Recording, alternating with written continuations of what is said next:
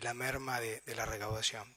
No obstante, la realidad nos indica estos primeros días, que estamos incluso, estos primeros días de abril, estos primeros días hábiles del mes de abril, donde todo el sistema de recaudación está interconectado con lo que es la FIP, con lo que son los bancos, y en ese sentido, estos primeros días, las proyecciones que teníamos previstas, hasta, como digo, la más pesimista, que era en torno al 50%, hoy la recaudación está por debajo de ese número en estos primeros días hábiles. Igual es un número provisorio, hay que esperar los vencimientos, pero si uno compara los primeros 8 días hábiles de abril del 2019 con los primeros 8 días hábiles de este 2020, la reducción realmente es muy significativa en ese sentido.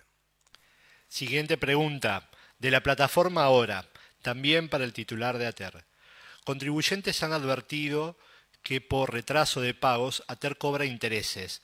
¿Cuándo comienzan a aplicarse los anuncios fiscales en Entre Ríos? ¿Habrá retribución para esos casos? Bien, respecto a esa consulta, entiendo se refiere a los intereses y multas que se generaron a partir de los vencimientos de marzo, que como decía, por decreto 520 del gobernador de la provincia se ha dispuesto la condonación de esos intereses. Cualquier vecino que haya abonado un tributo cuyo vencimiento operaba entre el 17 de marzo y el 31 de marzo, que como digo, comprende a todos los tributos, y especialmente también lo que tiene en cuenta es la situación especial que las medidas de aislamiento, los asuetos en todos los organismos que intervienen en la recaudación impactaron de manera muy sorpresiva, y muchos vecinos no pudieron cumplir con sus obligaciones en tiempo y forma. A partir de ese momento es que el gobernador dispuso por decreto 520 del 7 de abril la condonación de todas las multas e intereses para esas obligaciones tributarias. Por ende, si hay algún vecino que la pagó después del vencimiento, como ejemplo, una obligación que vencía el 20, la pagó el 21 de marzo, que pagó con intereses y multas, automáticamente, ese ejemplo, como cualquiera, como digo, que se haya producido en ese plazo, automáticamente nosotros generamos un saldo a favor del contribuyente por el concepto que haya pagado en exceso, ya sea multa y o intereses, y ese saldo a favor se toma cuenta de futuras obligaciones tributarias, o también el contribuyente, dependiendo del tipo de tributo, puede solicitar su devolución. Pero como digo, para llevar tranquilidad, todo aquel que lo haya hecho tiene un saldo a su favor que se compensa en la administradora o puede solicitar su devolución. Siguiente pregunta. De Canal 11, para Germán Grané. ¿Qué otros sectores de la economía están pidiendo la reducción de impuestos o exenciones en los pagos? ¿Se tienen en cuenta los comercios más golpeados como aquellos que son la venta de ropa, perfumería, peluquerías, gimnasios, etcétera? Bien, nosotros recién en la primera intervención yo comentaba muchísimas las decisiones que hemos tomado de alcance general. En este sentido, atendiendo a esa pregunta, en primer lugar, reforzar lo que recién mencionaba respecto a la decisión del gobernador por decreto 520 de no poner en vigencia las actualizaciones impositivas que estaban previstas para este año. En abril estaban previstas dos decretos centralmente, el decreto 266 y 267, que producían actualizaciones en los mínimos de ingresos brutos y dentro de ingresos brutos, en las actividades, lo que es el régimen general, se producían incrementos en los mínimos. Y en el régimen simplificado también se producían actualizaciones en ese sentido.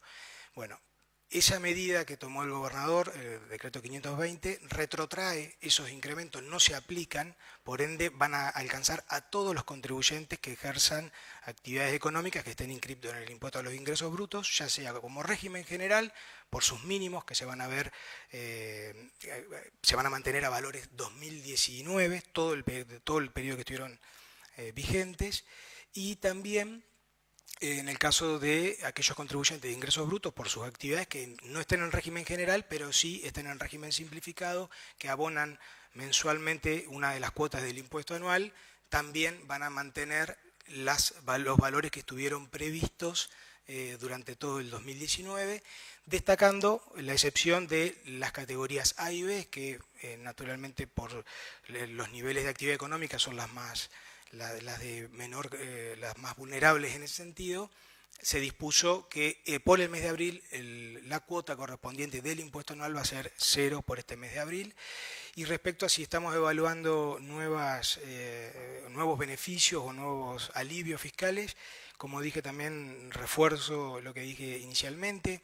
Venimos conversando todos los días, no solo de manera directa con los ministros, con el gobernador, interactuando y viendo, tratando de interpretar de la mejor manera posible la realidad y lo que le pasa a cada vecino en el desarrollo de sus actividades, sino también en contacto permanente con las cámaras empresariales, con todas aquellas organizaciones que nuclean a las actividades económicas, también con los colegios profesionales, y así es que hemos venido disponiendo medidas, monitoreando momento a momento los efectos económicos que trae esta pandemia, y en ese sentido vamos monitoreando y tomando definiciones conforme las posibilidades, pero también, como digo, conforme se nos plantean en las distintas mesas de trabajo.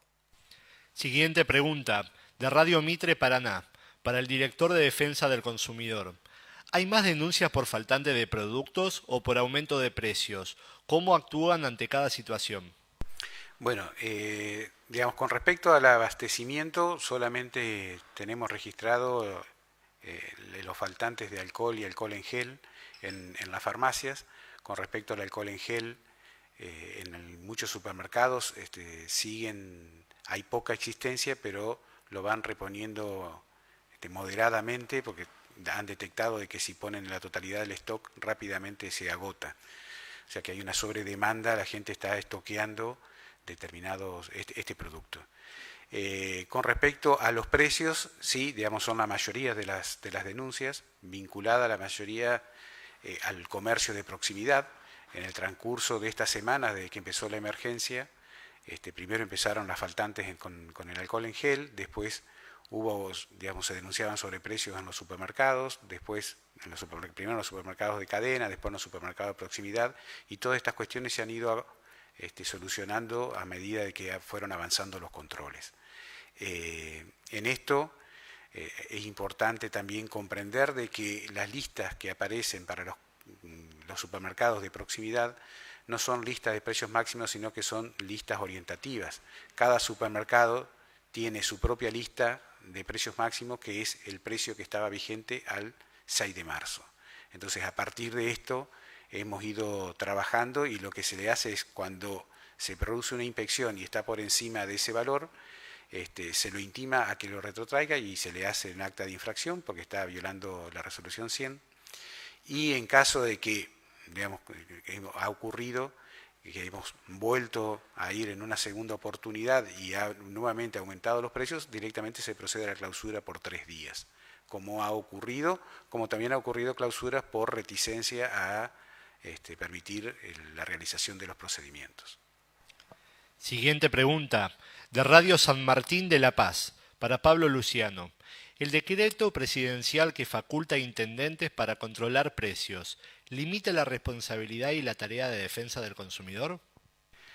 No, puntualmente el nuevo decreto que salió hoy, que estaba publicado hoy, en lo que hace la articulación jurídica de la aplicación de la ley de abastecimiento no produce ninguna modificación.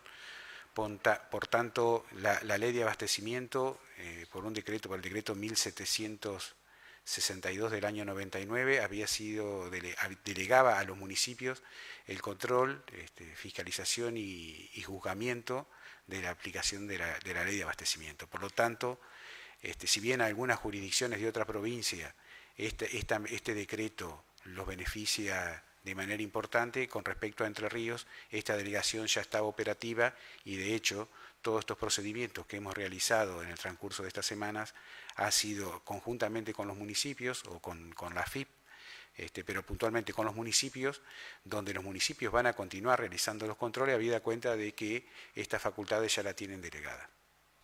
Última pregunta, de FM Litoral, para Pablo Luciano.